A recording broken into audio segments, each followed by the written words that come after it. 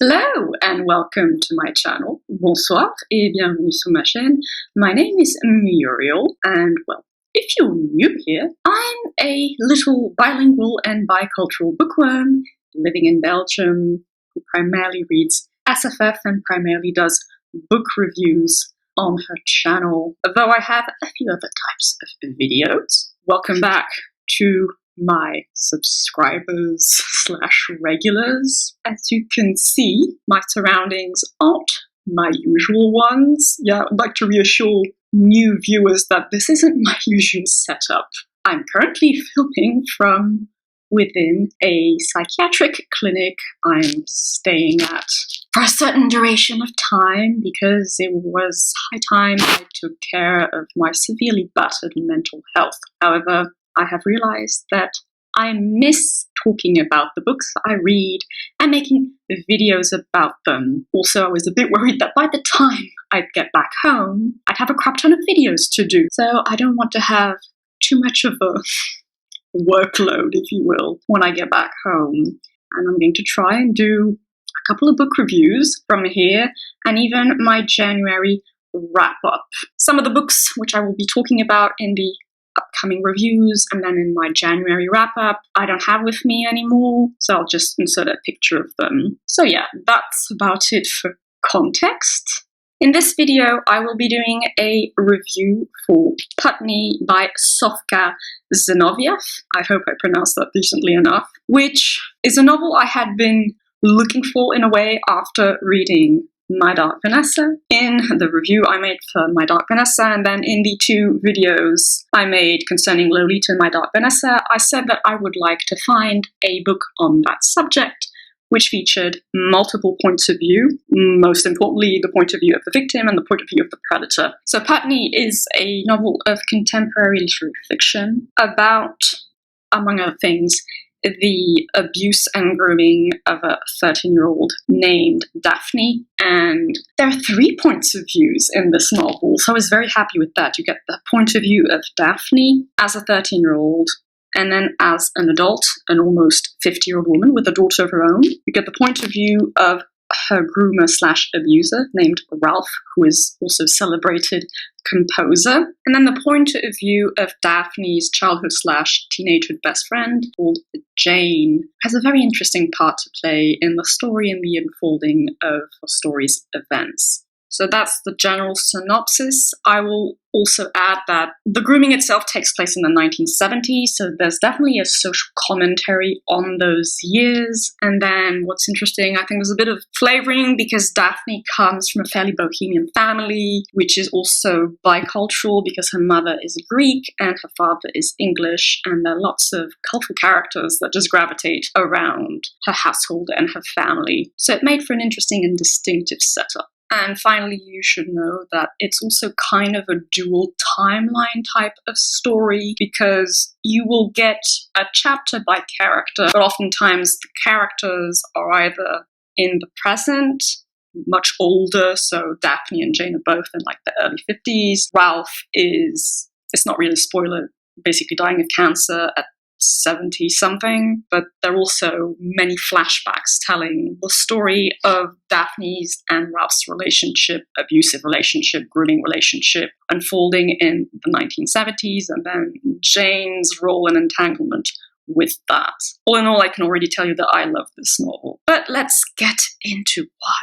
So, writing-wise, I found the writing very fluid. The prose was quite elegant and evocative without being too flowery. I think it was just exactly what it needed to be, basically. It's the kind of writing I would have wanted in My Dark Vanessa. And yes, I am going to make a couple of comparisons here and there at the end, especially of my review with My Dark Vanessa and Lolita. But so yes, the writing was more than satisfactory. Of course, not on the level of Lolita, but I'm not expecting these kinds of books to be on the level of Lolita, but it was definitely better than My Dark Vanessa. It was true literary fiction, in my opinion. What really sold it for me, however, and which is what attracted me to this book, was the triple point of view. It was brilliantly executed. It's exactly what I wanted it to be. It gave such depth to the character work, added several layers of meaning, and aided with the depth of the theming as well, especially the point of view of that best friend Jane. And there's a plot twist with that I won't get into because I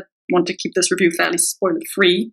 It was really brilliant because you do get into the heads of all of these different characters. And of course, Ralph is an asshole. He's an abuser, he's a predator, he's a groomer. But I mean, it's the whole thing of like consent, informed consent, and you can still love your victim. And as a victim, you can love your abuser. It doesn't change the fact that what you went through was abuse. That subject is just explored with a lot of nuance and delicacy, and it punched me in the heart. I can tell you that. It really punched me in the heart. It was incredibly cathartic, but I'll get back to that. So like I just said, with those 3 points of view, you really get great character work and character realization. Sofka Zinoviev definitely created 3 very distinguishable characters, distinct voices, which allowed her to explore different points of view and explore their differing psychological makeups. It's a fairly judgmental-less approach, though Ralph's actions are not all condoned, and each character allows the author to explore different opinions and points of view on this topic of grooming and sexual abuse and how it marks you and what it leaves you with, and the time it takes for you to grapple with the abuse and trauma you went through and the reckoning that often will come for these men in power. I say this because, like I said, Ralph, by the time he is 70 years old, is a renowned and acclaimed composer. He works with choirs of children. So there's a bit of that commentary going on, which I had read about in Le Consentement by Vanessa Springora, how artists, politicians, etc. are untouchable until they aren't anymore. And so you do get his experience of going through that, of falling from a pedestal and actually exploring his own actions. I don't think, see, that's what I liked about it. He's not completely evil. He's definitely a predator, but I don't think he's a sociopath, which is something I actually said about Hubbard and Lolita, or even Jacob Strain in My Dark Vanessa. So there's a very fine psychological analysis for all of the characters, because Daphne is also a character who at first doesn't really see what she lived through as abuse, as sexual exploitation by an adult. So the grooming itself starts when she's like 9-10 years old. It only gets sexual / rapey when she's like 13. So she has sexual interactions with him, she's raped when she's 13, and then it goes on until she's like 18, but then she experiences a death in the family, and then she has a tumultuous life with abuse and drugs and self-harm, and then she kind of calms down and becomes a single mother, and she's in her 50s and trying to work things through art, textile art, and you've got her former best friend who is a scientist, and she has an interesting role in the story. She has a very different perspective. She's the one who tries to convince Daphne that you were raped. You need to report this man, especially since he is in a position of power and has access to people. And she's very adamant about this, and there's a reason why. Again, there's a plot twist, which I kind of saw coming, but it still hit me, and I was like, okay, now I get it, but I won't spoil it. It was just brilliant. It added, like I said, so many layers. It was just a brilliant way of doing it. So yeah, the characterization was top-notch. Again, I thought it was a lot better than what I got in My Dark Vanessa. So theme-wise, there are obviously several concurrent themes in Putney. The first obvious one is one which you get in My Dark Vanessa, and one which you don't actually quite get in Lolita. I'll refer you to my comparison video between the two to get more info on that. Well, it's trauma, sexual abuse, grooming, consent, informed consent, etc. The fact that some victims / survivors take years to realize that what they went through was in fact traumatic and impacted them negatively. What I really liked about Putney is that, contrarily to what you see in My Dark Vanessa, Daphne never recalls the sex as being violent or traumatic in the moment. There's no traumatic dissociation. She even says she enjoyed the sex and the kissing and the erotic exchanges. Just a quick note, It's mildly explicit, though I would actually say my Dark Vanessa is more explicit than Putney. This, to me, was personally a lot more relatable because, quick reminder, I'm interested in these types of narratives because I experienced something very similar. I was groomed at the age of 13 years old by a teacher who I was in a relationship with until I was 20 years old. And it's only been in the past 10 to 14 months that I've been reanalyzing that relationship. And then only in the past 5 months that I've come to terms with the fact that I was abused and I was groomed and I was raped. But I never experienced traumatic dissociation during the sexual relations I had with this teacher. I was madly in love with him, which is something I have a very hard time squaring in my mind, given the predominant narratives around rape. But that's the thing with grooming, it fucks with your head. I'm not ashamed to talk about it, but I'll leave it at that for now. So that to me was a lot more relatable than what you get in my Dark Vanessa, because in my Dark Vanessa, one of the things that really bothered me is that I thought the author stuck to a very stereotypical way of describing, this sexual relationship between an older man and a teenager. Sex was just overtly traumatic without being correspondingly overtly violent, except a couple of times, and it starts way too early. And I just had a whole issue with that. But again, I'll refer you to my review for my Dark Vanessa and then the updated thoughts I recorded and the comparison video with Lolita. So that to me was brilliantly done in Putney. Exactly, again, what I was looking for. Then a second theme, which you also do get in Lolita, and of course my Dark Vanessa, is simply memory, but then also aging. So how events in your life affect your development as an individual, as a person, and in the case of traumatic events, what does it leave you with? How does it mark you and shape you? But I think there's a hopeful message in Putney that it doesn't have to define you. You can go through a very painful process of acknowledgement and then trying to seek out reparations, or not, depending on the person, but then moving on with your life, but still knowing that it's always going to be a part of you, a part of your life history, but it doesn't have to kill you, basically. It doesn't have to constrain you and just limit you in your life. The ending in that regards was very hopeful. I won't say more on that. And memory, of course, because, there's a dual timeline, sort of. It's told through flashbacks. And again, there's this idea of what exactly do you remember? In the case of Daphne, I used to remember loving Ralph madly, and he loved me as well. And she never doubts that, even when she confronts him and says, "You hurt me, you treated me like a toy," because the guy is married and has children.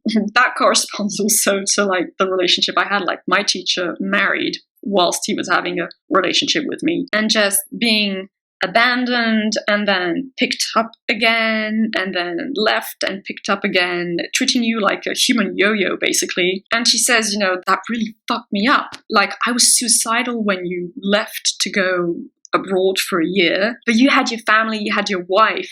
She doesn't really question the fact that he did love her despite all that in his own fucked up way. So I like the fact that the author allows for the existence of just grey areas and nuances. It's still wrong. What the predator did is wrong, but not all predators are necessarily sociopaths, is what I'm trying to say. So I really like that. But then, of course, that's what she remembered, but being an older woman and so having a daughter, she sees her daughter who's close to turning 13 and starting to want to wear makeup and high heels and become a bit more sexualized. And then something clicks in her mind and she's like, yeah, no, what happened was wrong. It shouldn't have happened. And so you have to reconstruct a huge piece of your life history. And that's exactly what I'm going through right now, without having a child though. But so that just hit me so deeply in the heart, in the mind. Like I said, this book was very cathartic, but very hard-hitting as well. Connected to that, I'll say more generally that it does touch upon family dynamics as well, the role of parental guidance, parental oversight, because there's a bit of a historical context around this particular story, since the grooming takes place in the 1970s, and of course you didn't have the Me Too movement at that time, and you had some weird activism going around promoting child sexual liberation. That's just the whole thing. And Daphne comes from a very bohemian, laissez-faire background with an activist mother who's passionate about something to do with like politics in Greece and then politics in France. And she describes her as a loving mother, but oftentimes she was absent and taken up by her activism. And her father was a writer, and they had multiple lovers, and it was a bit all over the place. And she really loved her mother, and she knows that her mother really deeply loved her, but she also felt alone at times, and like she couldn't turn to anyone to talk about the things that were happening to her. So how all these relationships shape you, and then her friendship with Jane. But again, I really can't say too much about that because it's just so pivotal to the plot development and the plot twists. But yeah, relationships in general, how they affect you, how they shape you, especially relationships in your formative years. Again, it's just brilliantly explored in my opinion. Linked to all of this, there's this little social commentary on the 1970s, on that particular climate of letting some things slide, especially in the artistic spheres and the political spheres, something which is directly touched in, like I said, the memoir Le Consentement by Vanessa Springora, which I'll reiterate is the memoir of the author's, again, abusive relationship with a much older French author who is currently now on trial for pedophilia. So yeah, there are lots of things going on in Putney. I mean, it's still pretty much focused on the central theme of abuse, trauma, memory, what it leaves you, how it accompanies you throughout life, like it does in My Dark Vanessa. But I do think that like a couple additional sub-themes or sub-narrative motifs that just add some layers to it and really flesh the story out in a brilliant way. And finally, I'm not, well, at least not currently, because I'm a bit burnt out on that subject, because I also read a couple of graphic novels on this topic, which I want to do a review about, but then I'm kind of done for now. Now I need to actually work on my own trauma. But so I'm not going to do like I did with Lolita and My Dark Vanessa, a specific video comparing all three of them. I'll just do a little section in this particular review. Basically, I wished My Dark Vanessa had the character work and, well, the writing, not so much style, but the writing quality of Putney. It was a lot closer to Lolita in that respect. Though again, Lolita really is doing its own thing, even though it's not completely divorced from these kinds of works. Because Lolita is actually mentioned also in Putney. Like, at some point Ralph says, I'm not like Humbert.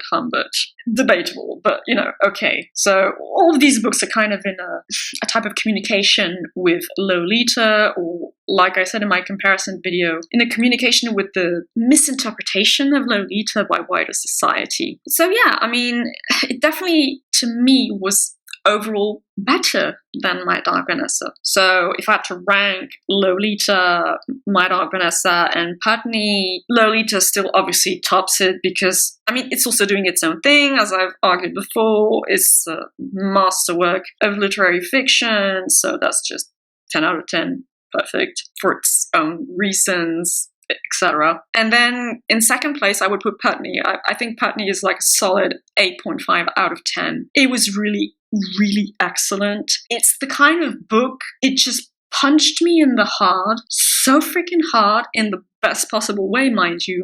I cried at the end. It was tense. It was hard to read through, but there was so many meaningful quotes and passages. It was just so incredibly cathartic.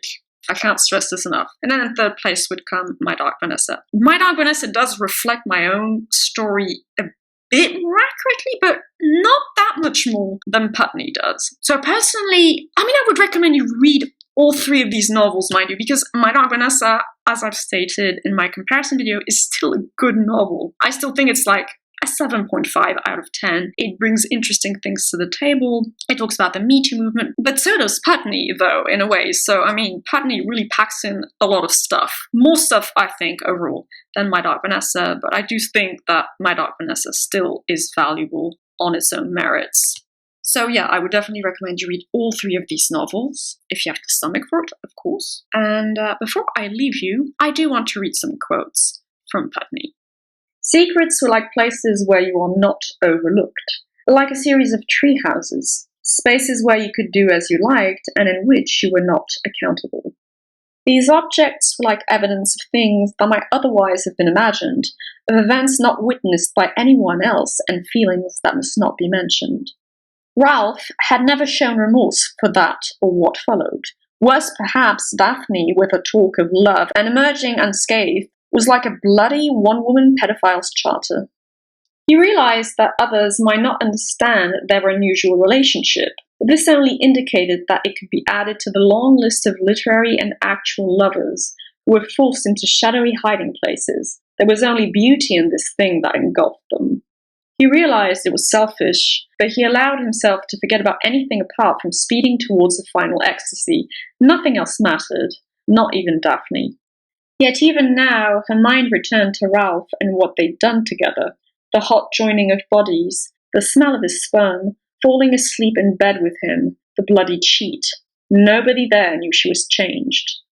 Whereas I worshipped Daphne, body and soul, I wasn't some humbug obsessed with nymphets. And it's not only that I never did anything against her will, it's that we met as spirits, Plato's twin flames. It was genuine and pure. And when you've been in denial, then it's a different sort of trauma. It felt like love, first love, and now it's something else, something horrible, even though nothing has changed. She didn't push him away, and though he felt no erotic spark, there was a private familiarity, the animal smell he recognized beneath the perfume. Intimacy such as theirs remained a memory in the body as much as in the mind.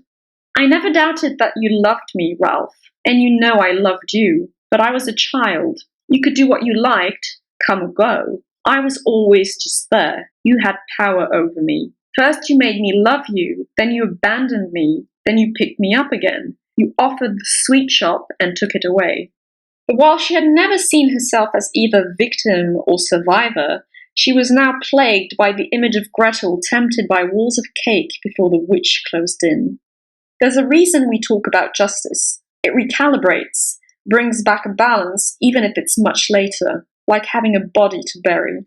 My body has been holding on to this pain since then, she thought. It's part of my fiber. Those experiences created me, and I continued the abuse on myself.